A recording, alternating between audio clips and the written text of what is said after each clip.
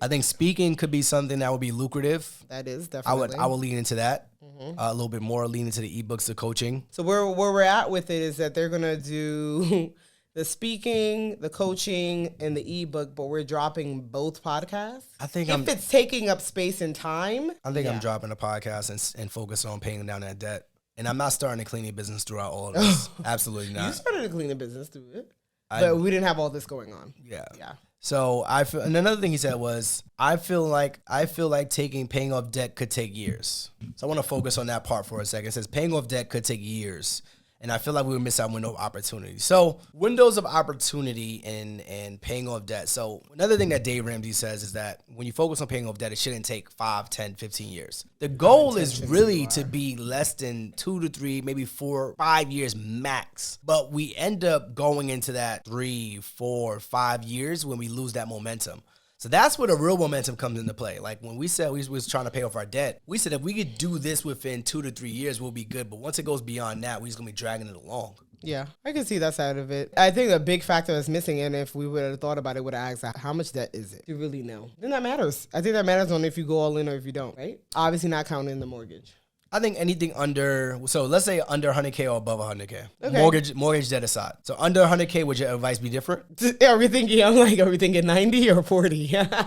So let's go under 50, above 50. Under 50, it may be different. So under 50 or above 50? Above 50, I would say to consider doing the things that we're speaking about. So yeah, you can take that. You know your debt number, John and Sarah. So if it's above 50, I would say goodbye to the podcast. And the reason I'm saying goodbye to those, at the beginning, I was fighting for it, right? But I'm saying goodbye to it because I understand the time commitment of it, the topics, the editing, all that type of stuff, and even just showing up.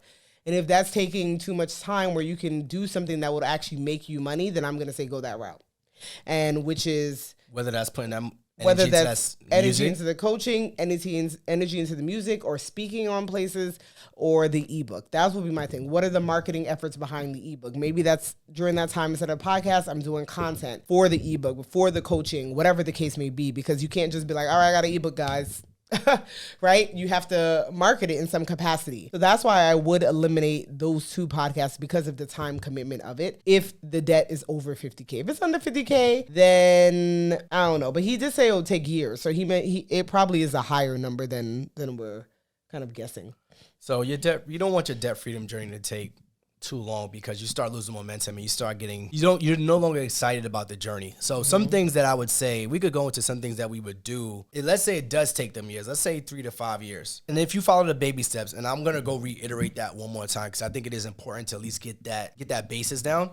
So you have your emergency fund. Now, whatever your emergency fund is as a family, you guys decide that. Like I said, we're going to play this loosely for you guys. You start paying off all debt. So you do your debt snowball method. I highly recommend the debt snowball method because it allows you to get quick wins in. So there's a debt snowball and there's a debt avalanche. Debt avalanche goes from usually the highest to smallest based on interest rate. So now you're killing the debt with the highest interest rate or the largest debt first. So you're kind of going from up down. That's what the avalanche is. You create the small snowball at the top. It gets larger and larger as it goes down. But the debt snowball is you go from smallest to largest. So now you're going from whatever your smallest debt is, maybe a credit card, no matter the interest rate as well. So you're going from smallest to largest, and you line them up, and you start attacking them based off of that. So you go from your credit card debt to damn near whatever your student loan or your car, whatever it is, the highest amount of debt. And that allows you guys to start getting some quick wins. What else would you add to that outside of the baby steps? So some things that keep them motivated during that journey. Budgeting. Budgeting is going to be super important. That's going to be a game changer. For us, budgeting is what helped us to pay off debt, helped us to stay on track, just to know where the money is going. I know that you're like, well, I'm paying my bills on time. I know this costs this, but writing it down, seeing exactly like, well, after you pay your bills, you usually have $1,000 left over, or you usually have $75 left over. What are you doing with that? I think it's really important. And then the other thing is just having it visually. At this point, I'm sure there's like budget scratch offs, if you will, or some type of something that's visual that you can scratch off as you pay off your debt. If not, we probably should make one.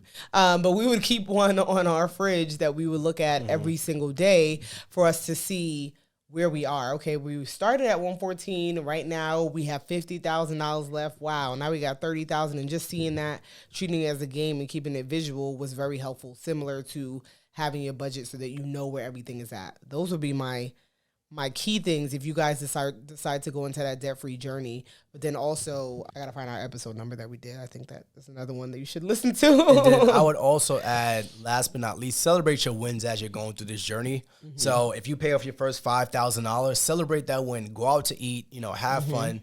Don't get crazy. Don't go out and buy red bottom shoes after you just paid off $5,000 in debt, because that doesn't make sense, obviously. You ain't make a dent yet. You ain't making dent yet, and whatever your debt is. So celebrate your wins as you're going through this journey so that you can know, all right, every time we hit a $5,000 milestone, you start celebrating 10s, the 15s, whatever it is, you guys go out as a family. And you got 4 kids, so can they be a part of this journey as well?